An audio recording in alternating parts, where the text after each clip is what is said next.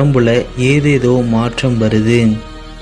அங்க இருந்த டாக்டர் நித்யஸ்ரீயோட கண்ணை திறக்க சொல்றாங்க. அவளுக்கு முன்னாடி பல பொருட்களை காட்டுறாங்க. ஆனா நித்யஸ்ரீ சொல்றது எல்லாம் எனக்கு முன்னாடி ஒரு உருவம் தெரியுது. அவ தலைமுடியெல்லாம் வெள்ளையா இருக்கு, அந்த தலைமுடியெல்லாம் காத்துல பறக்குது அப்படின்னே சொல்றா. அங்க உள்ள டாக்டர் எல்லாம் குழம்பி போறாங்க. ஒருவேளை தலையிலையும் அடிபட்டிருக்குமோ அப்படின்னு அவங்களுக்குள்ள பேசிக்கிட்டு இருக்கிறாங்க.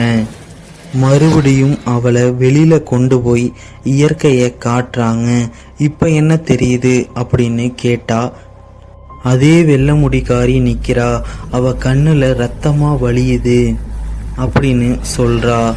இதை பார்த்த டாக்டர், இவங்க கொஞ்ச நேரம் ரெஸ்ட் எடுக்கட்டும், அப்புறமேல் நம்ம ஸ்கேன் பண்ணி பார்க்கலாம் அப்படின்னு சொல்லிட்டு போயிடுறாங்க.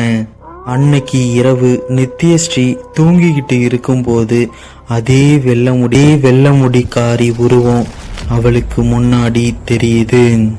அவ தன் முழு கதை பார்க்கணுன்னா இந்த வீடியோட கமெண்ட்ல இருக்கு, அதை நீங்கள் கிளிக் பண்ணி பார்த்துக்கலாம்.